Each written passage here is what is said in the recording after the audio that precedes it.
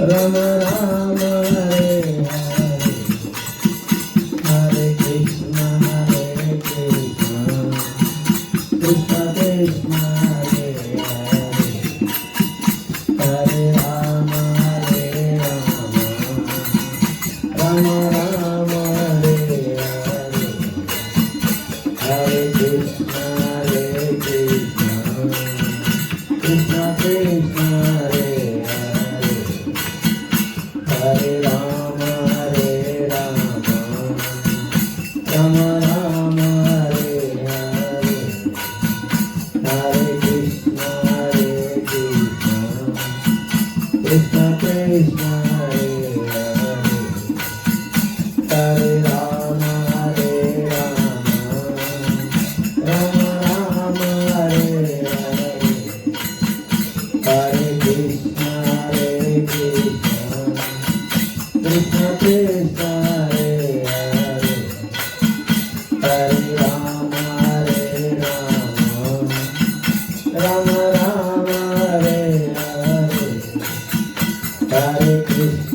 हरे कृष्ण कृष्ण कृष्ण हरे हरे हरे राम राम राम हरे हरे हरे कृष्ण कृष्ण कृष्ण हरे हरे हरे राम राम राम हरे हरे हरे कृष्ण कृष्ण कृष्ण हरे हरे हरे राम राम राम हरे हरे हरे कृष्ण कृष्ण कृष्ण हरे हरे हरे राम राम राम हरे हरे हरे कृष्ण कृष्ण कृष्ण हरे हरे हरे राम राम राम हरे हरे हरे कृष्ण कृष्ण कृष्ण हरे हरे हरे राम राम राम हरे हरे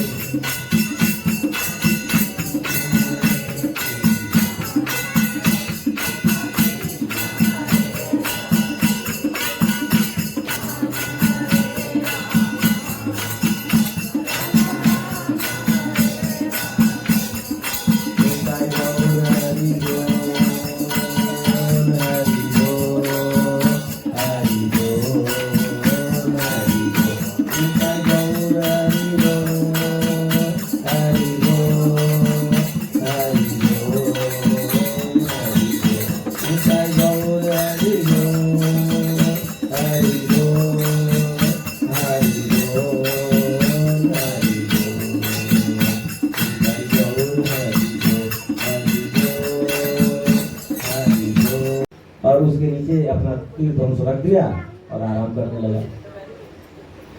तो वृक्ष घना था, लेकिन तो भी हवा के जोर से वो कभी कभी उसके सिर पे धूप आ जाती, तो करवटें बदलता।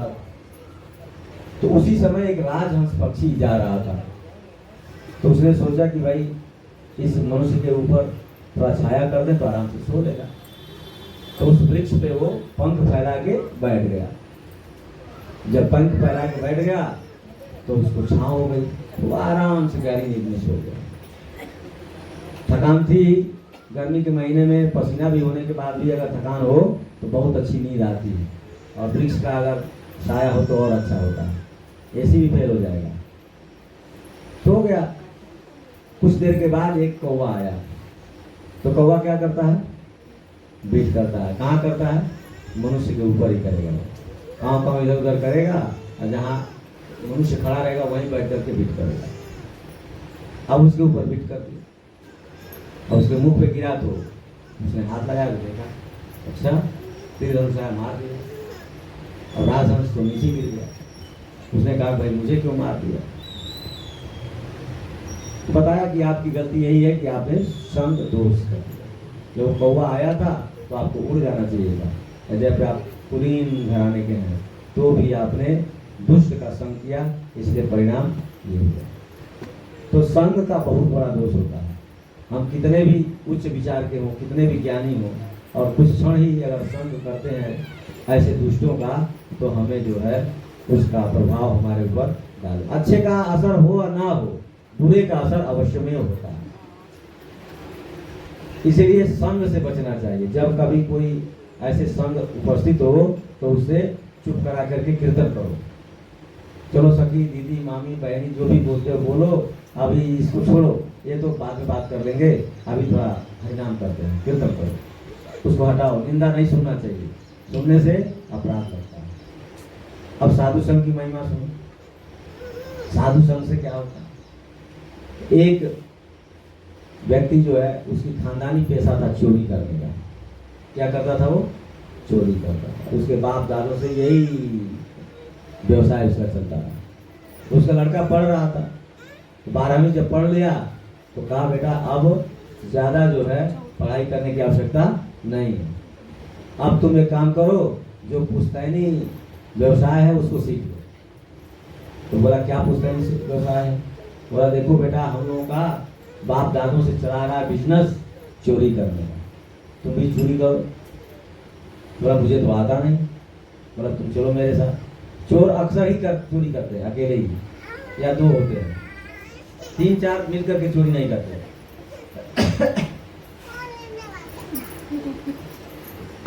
और चोरी सिखाना शुरू कर दिया। कुछ दिन चोरी सिखाया, जब वो निपुण हो गया तो उसने कहा कि बेटा अब अकेले अब तुम अकेले करो, मैं अकेले करूँगा। बोला ठीक है। बोला देखो मेरे पिताजी ने उपदेश दिया था, तो वो उपदेश मैं तुमको भी दे रहा हूँ। तुम चोरी करना, पहला उपदेश गांठ बांध लो, कभी भी पकड़े जाने पर जुर्म कबूल मत करना, कभी मानना ही नहीं कि मैंने चोरी की है। अच्छा, बोले मार डाले? बोले भले मार डाले, ठीक है, लेकिन चोरी कबूल नहीं करना, मानना नहीं। तो उसने कहा ठीक है। दूसरा उपदेश उन्होंने दिया कि देखो जहाँ मंदिर हो, जहाँ साधु की कथा हो रही हो, कीर्तन हो रहा हो, पाठ हो रहा हो, वहाँ भूल कर भी मत जाना, और एक भी शब्द सुनना नहीं। बोला ठीक है। अब चोरी करने लगा। चोरी करते करते अब चूंकि इंटर तक तो पढ़ा था, तो उसके मन में आया कि थोड़ा लंबा हाथ मारते हैं, छोटा छोटा चोरी करके क्या फायदा होगा। तो राजा के घर में उसने प्लानिंग किया, रेकी किया, और चोरी करने का प्लान बना के चला गया। अब कहाँ पर सैनिक सोते हैं उसको पता नहीं था, लेकिन चोरी के लिए स्थान ढूंढ लिया था।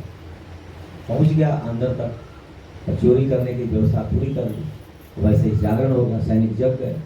राजमहल है तो बहुत सारे सैनिक हैं, सब पीछे लग गए, ये भी भागा और भाग रहा है। तो ऐसे ही रास्ते में रात को, मैक्सिमम कथाएं तो रात को ही होती हैं, और चोरी भी संध्या बेला में ही होता है। तो कथा हो रही थी, अब वो भागते हुए आ रहा था, तो स्पीकर में उसका कान में आवाज आया, तो वहाँ तो कथा हो रही है, ध्यान भटक गया, नीचे कांटा लग जाता है। अब कांटा लग गया तो एक पैर उठा लिया, अब कितना भागेगा वो, और उधर कथा हो रही है, इधर पैर में कांटा लगा हुआ है। अब क्या करे, वो पीछे सिपाही लगे हुए हैं, पकड़ लेंगे वो। अब विचार कर रहा है, अब उन्हें 2 उंगली दुकान में डाल रखी थी, कथा में सुनी। तो विचार किया कि छोड़ो, जितना देर में कांटा निकालेंगे उतने देर में कोई बात आ जाएगी तो क्या पता, वो भूल जाएंगे। कांटा तो निकाले तो सिपाही पकड़ लेंगे। तो विचार करके और कान से अंगुली निकाला और कांटा निकाला। कांटा निकाला तो प्रसंग चल रहा था कि जो देवता होते हैं उनके लक्षण जो हैं विचित्र होते हैं, वो होते हैं हमारे जैसे ही हैं। उनको पसीना नहीं होता, वो सदैव जुआ रहते हैं, वृद्ध नहीं होते, उनकी पलकें झपकती नहीं, उनके गले में जो माला हुआ रहती है वो मुरझाती नहीं। 4-5 लक्षण सुन लिया और फिर कान में उंगली डाला और कांटा निकाला, भाग लिया, वहां चला गया। कुछ दूर जाने के बाद इतने देर में सिपाही थोड़े नजदीक आ गए, पकड़ लिए जाकर राज दरबार में ले गए। पेशी हुई दूसरे दिन। अब पहला उपदेश था कि कभी जुर्म का बोला नहीं, तो कहा मैंने तो चोरी की नहीं। बहुत हटी था, मानता ही नहीं। शाम हो गई तो राजा ने कहा कि देखो भाई, अब ये सभा स्थगित की जा रही है, अब तुम लोग कल पेश हो, सब लोग कल आएंगे। और देखो हमारे दरबार में स्वर्ग से देवता आते हैं, और देवता आकर के गवाही देंगे तो सबको मानना पड़ता है। तो बोला ठीक है, खाया पिया सो गया। सुबह रात में विचार किया, देवता के बारे में तो वो पंडित बोल रहा था, तो क्या क्या बोला सब उसको स्मरण हुआ है। तो कितना भी भूलने की कोशिश करो, बात सुनना ही रहेगी तो याद तो रहेगा ना, भूलता थोड़ा है। थोड़ा भी अगर स्मरण करेंगे तो इसीलिए कथा का सुनने के लिए कहा गया, श्रवणम कीर्तनम, पहले श्रवण करो। श्रवण करने से क्या होगा कि कभी न कभी वो याद आ जाएगी एक दो बार, तो जीवन में काम आएगा। अब उसने याद कर लिया, सुबह आया, बोला भाई तुम तैयार हो? बोला हाँ। चोरी किए हो? नहीं हुजूर, मैंने चोरी नहीं की। बोला तो मैं देवताओं को बुलाऊं? बोले बुलाइए, मैंने तो चोरी किया नहीं। अब देवता आए, अब देवता आ रहे हैं तो उनको जो है पसीना हो रहा है, उनकी पलकें झपक रही हैं, देवताओं के पलकें गिरती रहेंगी, माला जो पहना वो भी मुड़ जाएगा। देवता लोग कभी भी पृथ्वी को टच नहीं करते, उसमें पैर नहीं रखते, वो चल के आ रहे हैं। तो कह रहा है ये सारे गुण तो बताया था वो पंडित ने, ये तो गुण एक भी दिखाई नहीं दे रहा, ये देवता नहीं हो सकता। इतना लोग बैठे थे, जोर जोर से बोल रहा था, तो झूठ थोड़े बोलेगा। उसने मान लिया साधु की बात को, पक्का मान लिया। साधु कह रहा था वही सही है, ये नकली है। उसने बोला हमने चोरी नहीं किया। अब देवता भी आ गए गवाही देने के, फिर भी कह रहा मैंने चोरी नहीं किया। तो कहते हैं ना कहावत, तो चोर के दाढ़ी में तिनका, सुना है ना।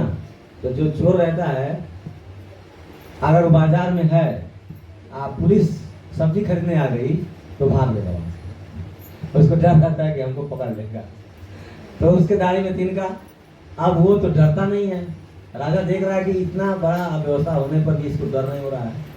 दूसरा तो डर जाएगा, जो चोर रहेगा तो डर जाएगा। कुछ देर चिरा हुआ, कुछ देर के बाद उन्होंने कहा भाई देखो इसको छोड़ दो, अगर ये चोर नहीं है, तुम से कोई गलती हो गई, तो तुम रात के मामला था तो चोर भाग गया होगा और तुमने दूसरे को पकड़ लिया होगा। इसने चोरी किया होता तो इसके चेहरे पर थोड़ी बहुत तो डर जरूर हावी होगा। डर नहीं है, डर नहीं रहा है, इसका मतलब इसने चोरी नहीं किया। राजा ने उसको छोड़ा दिया, वो चला गया। अब वो विचार कर रहा है कि पिताजी ने कहा था कि साधु की बात नहीं सुनना, सत्संग नहीं करना, मंदिर में नहीं जाना। तो मैंने तो सिर्फ कान से उंगली हटाई थी कांटा निकालने के लिए, उतने में साधु ने बताया कि ये देवताओं के निशान, और देवताओं के जानते ही नहीं थे देवता भी होते हैं, और ये कैसे होते हैं इनके बारे में सुना भी नहीं था। अगर वो हम ना सुनते तो आज तो पक्का राजा हमको फांसी दे दे। तो गया अपने पिताजी के पास, और पिताजी के पास जा करके प्रणाम करके उनको उनका उपदेश सुना दिया, और जो प्रॉपर्टी था सब दे दिया। बोला हम तो समझो हमारा फांसी हो गया। क्या समझो? हमारा फांसी हो गया, अब हम जीवित नहीं हैं। और हम चले उस साधु के पास, और इस तरह से सत्संग से उसने अपना जीवन सुधार लिया और भगत भक्ति करके धाम को गए। तो दुष्ट का अगर संग करेंगे तो मारे जाएंगे, और सत्संग करेंगे। बांग्ला में कहते हैं कि साधु संग सर्व शास्त्र कय, लव मात्र साधु संग सर्व सिद्धि है। चेतन ग्रंथ में लिखा हुआ ये बात। अभी वहां तक हमारा अधिकार नहीं है, इसलिए उन ग्रंथों में कोई कथा कीर्तन नहीं हो रहा है। साधु संग सारे शास्त्र कहते हैं साधु का संग करो, साधु का संग करो। तो साधु का संग कैसे करो? साधु के साथ रहने से, साधु के साथ खाने से, साधु के साथ उठने बैठने से, साधु की सेवा करने से संग नहीं होता है। संग कैसे होता है? संग होता है कानों से। संग कैसे होता है? कानों से। दर्शन कैसे होता है? कानों से। आंखों से नहीं होता है, ये आंखों से बोलते हैं। आंख से दर्शन होता है। आंख से क्या देखेगी? पत्थर, मूर्ति। कान से दर्शन होता है, आंख से नहीं होता है। आंख से बंबई दिखाई दे रहा है क्या? दिखाई दे रहा है? इसके बाद भी माजरा में और गांव है, घर है, दिखाई दे रहा है? देखो यहाँ से, क्या वो सत्य नहीं है? ये आंखों से हम कितना दूर देख सकते हैं? 1 किलोमीटर, 2 किलोमीटर। उसके बाद की दुनिया है कि नहीं? आंखों से कुछ नहीं, कानों से। रुक्मिणी ने कैसे दर्शन किया था? आंखों से। कैसे किया था? सुन के, कानों से दर्शन किया था। कृष्ण ऐसे, कृष्ण वैसे, कृष्ण ये करते हैं, वो करते हैं, और पूरा जीवन उनके नाम कर दिया। परिवार को शिक्षा किया, अपना अपहरण करवा दिया। कैसे? श्रवण करके। तो दर्शन श्रवण से होता है। हम लोग सोचते हैं कि हम आंख से जाएंगे वृंदावन दर्शन करके, कुछ नहीं होगा, खाक नहीं होगा। तुम कितना बार जाके आ चुके हो, कुछ नहीं मिला तुम लोग को। साधु के साथ जाओ और उनके साथ, उनके राम के संग में दर्शन करो। ना दर्शन हो तो कहना, साधु के साथ दर्शन होगा। कौन बता सकता है? किसी के विषय में कोई बता सकता है? मनुष्य का फितरत कब कोई जानता है? कब बदल जाएगा उसमें? क्षण क्षण में बदलता रहता है। इसलिए इनको आसार मत समझो। श्री विग्रह साक्षात बजे नंदन श्याम सुंदर दशरथ नंदन श्री राम है। हम क्या देखते हैं कि मूर्ति, इसलिए उनके मुख में लड्डू घुसा देते हैं।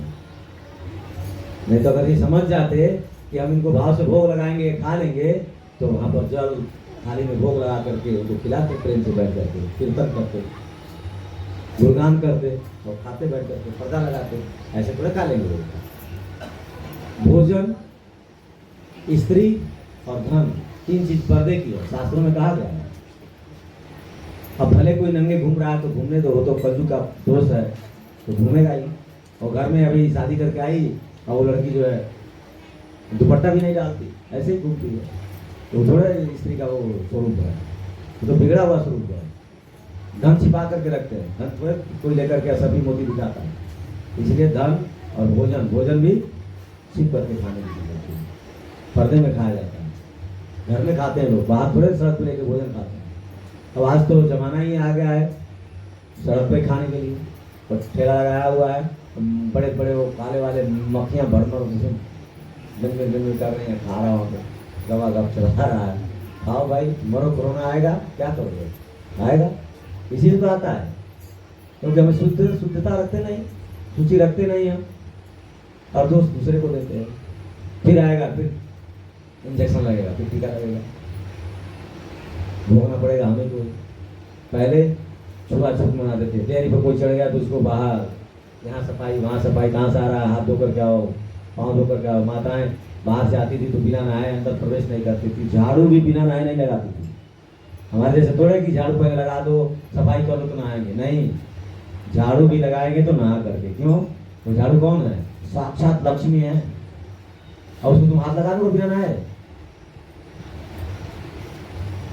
कुछ भी कर रहे थे मनमानी, क्यों? क्योंकि हम परंपरा को छोड़ दिए, और हम खुद बहू हैं और सासू बन गए।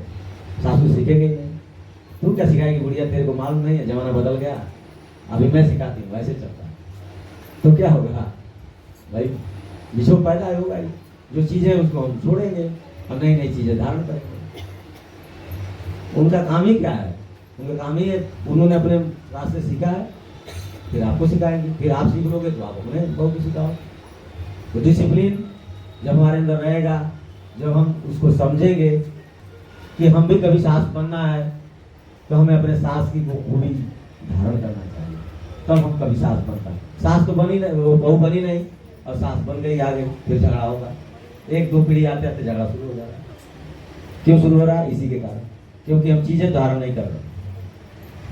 सत्य यही है, मानो ना मानो, है ना? गलत है क्या? हमने नहीं देखा है, हम कोई स्त्री नहीं है, लेकिन कृपा करके वेद व्यास जी ने इसका सारा वर्णन कर दिया, स्त्री का पूरा स्वरूप लिख दिया। कलयुग में ऐसे लोग होंगे, घर घर में नाच होगी, डांस होगा, क्या क्या होगा, क्या क्या खाएंगे, सारा कुछ उसमें वर्णन कर दिया। वेद व्यास जी ने लिख दिया 5500 वर्ष पूर्व, पहले ही उन्होंने लिख दिया। उसको हम लोग पढ़ते हैं, उसको हम देखते हैं। जब देखते हैं रोड पर तो याद आ जाता है भागवत जी कि धन्य भागवत जी, आपने हमारी आंखें पहले ही खोल दी। इसलिए हमें कुछ नहीं दिखता। कोई नंगा भी घूमे तो हमें दिखता नहीं। घूमो, तुम्हारा शरीर है, उनको अपना मर्जी जो करना है करो। कोई कटाक्ष करेगा जेल जाएगा, कुछ भी बोलते हैं जेल जाते हैं लोग, क्लेम कर देते हैं। स्कूल को टीचर को ले जाते थे, बच्चे को देते थे तो लोग क्या बोलते थे, हमारे समय में ही बोलते थे गार्जियन कि ये मांस मांस आपका, हड्डी हड्डी हमारा, हड्डी हड्डी हमारा। क्यों? क्योंकि इसको इतना पीटो, इतना मारो कि इसका कट जाए, पिट जाए, फूट जाए, कुछ समस्या नहीं, हड्डी बचा रहेगा तो मैं इसको मांस बना दूंगा। लेकिन इसको पढ़ाओ तो वो 1, 2, 3, 4, 5 वाले पढ़े वाले आज वैज्ञानिक हैं, और ज़्यादा नहीं पढ़े, वो 4, 5 तक ही पढ़े हैं, वो वैज्ञानिक हैं। और आज ग्रेजुएशन करने के बाद भी हमारे पास कोई शिक्षा का नामो निशान नहीं है। कहाँ सीखेंगे? राम जी से सीखो। राम जी जानते नहीं है कि, और वो वशिष्ठ जानते नहीं है कि ये भगवान है। पैर दबाते हैं, प्रणाम सुबह उठ कर करते नहीं करते। विश्वामित्र जी ले गए, दशरथ जी कह रहे हमको ले चलो, तो साक्षात देवताओं से लड़ते हैं दशरथ जी। देवासुर संग्राम में देवताओं के साथ जाकर दशरथ से लड़ते हैं। बोले क्यों छोटे छोटे बच्चे को ले जाओगे, हम चलते हैं आपकी सेवा करेंगे। बोले नहीं नहीं नहीं, तुम्हारे जाने से नहीं होगा, हमको वो दोनों बालक चाहिए, क्योंकि आपको पता नहीं है उनसे क्या क्या कार्य करना है। सारी रक्षा, जगह का रक्षा ही थोड़ी करना है। रास्ते में अहिल्या पड़ी हुई है, वहाँ स्वयंवर होगा, आपको भेजेंगे क्या स्वयंवर में? तो जानते हैं, और वो नहीं जानते कि भगवान है, तो भी विश्वामित्र क्या पैर दबाते हैं, संविधा तोड़ कर खिलाते हैं, लोगों से भिक्षा करके लाते हैं और खिलाते हैं। तो राम से बड़े आदर्श हमको कौन मिलेगा? क्यों नहीं उनकी शिक्षाओं को मानते हैं? रामायण तो पढ़ते हैं, राम कथा तो सुनते हैं, उसमें भी तो लिखा हुआ है। लिखा है कि नहीं गुरदीप जी? लिखा है कि नहीं? लिखा है। तो आज के बच्चे क्यों नहीं पढ़ते? क्योंकि हम नहीं करते। हम ही उनको आलसी बनाते, हम ही उनको जो है कहते हैं कि बाबू तुम मत करो, मैं कर दूंगा। कल तुम चले जाओगे तो बैठ कर रोएगा वो। उसने कुछ किया ही नहीं, सीखा ही नहीं। उसको अभी से मजबूत बनाओ, स्ट्रांग बनाओ। छोटा बच्चे को कपड़ा साफ कराओ, बर्तन साफ कराओ, पढ़ने जाएगा तो रोएगा नहीं, बर्तन भी साफ कर लेगा, कपड़ा भी साफ कर लेगा। और यहाँ हम मशीन से धो करके उसको आराम बस पहुंचा देंगे तो कल को उसको जो है मशीन नहीं मिलेगा, तो मशीन मिलेगा क्या? फिर मैया मैया करके रोएगा बैठ कर, मेरी मैया तो ऐसी थी, सब करती थी। अब जाओ वहां पे। तो चलो जगत की कथा सुन लिया, समय भी हो गया, कल की बातें हम लोग को याद है ना? हमारी दक्षिणा याद है ना? भूलोगे तो नहीं? जिनको भूलना पहले बता दे भाई, हम आशा नहीं करेंगे ना। आशा पर निराशा होते तो बहुत कष्ट होता है, इसलिए आशा करके रखते हैं कि सभी लोग आएंगे। नगर संकीर्तन से हमारे पितरों को भी लाभ मिलता है। अभी जो यहाँ पर जो माताएं कीर्तन करती हैं, उस समय बताओ कोई बुरे भाव, कोई बुरा सोच या अन्य बातें आती हैं क्या? अपना अनुभव बताओ। नहीं आती हैं। क्यों नहीं आती हैं? क्योंकि हमारा सारा मन कीर्तन में लगा रहता है, पदावली में लगा रहता है। कहीं कुछ छूटे नहीं, कहीं कुछ भूले नहीं, कौन दोहरा रहा है, कौन नहीं दोहरा रहा है, कौन किस लय से गा रहा है। तो जब हम नगर संकीर्तन करते हैं तो उस समय जब जोर जोर से कीर्तन करते हैं तो सारा ध्यान उस नाम में ही रहता है, भगवान में ही रहता है, कुछ नहीं याद आता है। इसलिए नगर संकीर्तन को प्राथमिकता देना चाहिए, क्योंकि सब संकीर्तन करते हैं। संकीर्तन का मतलब अकेले नहीं, संघ कीर्तन। संघ में बहुत सारे लोग मिलकर के जब कीर्तन करते हैं तो उसमें हमारा मन उसी कीर्तन में लगा रहता है, जिस कीर्तन को हम गाएंगे उसी में लगा रहता है। इसलिए संकीर्तन का बहुत महत्व है। उससे इनको कीर्तन करने का मौका मिलेगा क्या? ये वृक्षों को, एक ही पतंगे घूम रहे हैं, इनको मिलेगा? ये कुत्ते गली में पशुएं घूम रहे हैं, इनको मिलेगा? तो हम जब कीर्तन करें तो इनको श्रवण होगा। जब ये सुनेंगे तो इनकी गति हो जाएगी, अगला जन्म मनुष्य को प्राप्त हो जाएगा। तो बताओ कितना तुम कृपा कर रहे हो? विचार ही नहीं है, क्योंकि हम जानते ही नहीं है कुछ कीर्तन से क्या मिलने वाला है। तो अगर हमारे कीर्तन करने से पशु पक्षी कीट पतंगों लता वृक्ष गुल्म को जो है इतना फायदा हो रहा है, तो फिर हम उस संकीर्तन को करेंगे तो हमें क्यों नहीं होगा? होगा कि नहीं होगा? इसलिए नगर संकीर्तन करना चाहिए। साप्ताहिक करो, यहाँ पर जुट जाते हो कीर्तन करने के लिए, 15 मिनट के लिए घूम दो, 4 मोड़ 10 बार घूम के आ जाओ। क्या बोलते सखी दीदी मामी बहनी कुछ भी बोलते हो ना, सब लोग उठो, यही इंस्ट्रूमेंट लो और 5 मिनट 10 मिनट एक चक्कर लगाता है, घूम के आ जाओ, कीर्तन करते हुए। कीर्तन में क्या करना है? हरे कृष्ण कृष्ण कृष्ण हरे हरे, हरे राम राम राम हरे। किसी भाषा में गाओ, सुर में गाओ, लय में गाओ, कैसे भी गाओ, कोई समस्या नहीं। तो आज यहीं पर कथा को विराम दिया जाता है। कल हम लोग पुनः किसी सब्जेक्ट पर सुनेंगे। शाम को कथा होगी, सुबह नगर संकीर्तन होगा। कुछ कहना है और किसी को कुछ कहना है, कुछ पूछना है?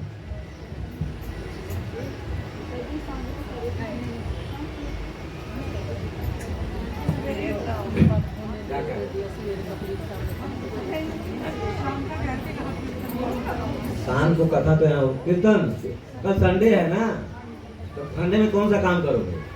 कहाँ जा रहे हो? कौन सा बच्चे को तैयार कर रहा है? अरे भगवान के लिए 1 घंटा समय, आधा घंटा नहीं निकालोगे तो क्या मतलब रह जाएगा तुम्हारे जीवन का? भगवान तो हमारे प्रयास को ही देखते हैं।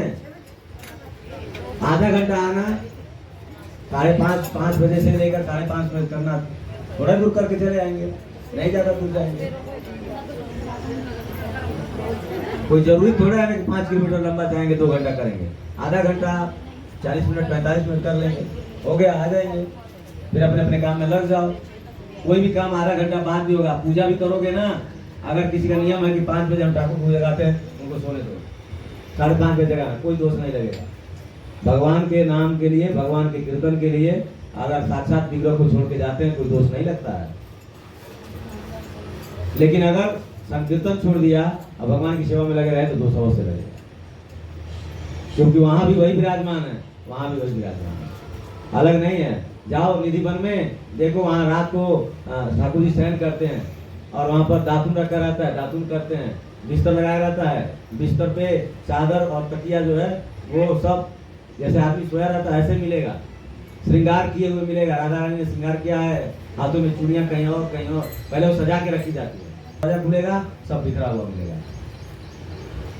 साक्षात हैं, ये विराजमान है और नाम के रूप में कलयुग में विराजमान है। उनके नाम का पवित्र कीर्तन करो, परम परम कल्याण होगा। साधु की बात माननी चाहिए, मानो, और नहीं मानोगे तो कोई बात नहीं, जैसे जी रहे हो तो जियो, कोई समस्या नहीं है। नहीं आओगे तो कोई हमारे तरफ से नहीं कोई त्रुटि होगी, हमारी तरफ से कोई हम अपराध नहीं लेने वाले हैं, लेकिन वो तो ठाकुर जी की अपनी व्यवस्था है। हमारा कहना, निवेदन करना, आग्रह करना हमारा काम है। हमने कह दिया, बता दिया। बाकी किसी को कुछ कहना हो आप लोगों में तो बोल सकते हैं, कुछ किसी को सूचना देना हो, मुझे भी कुछ कहना चाहिए।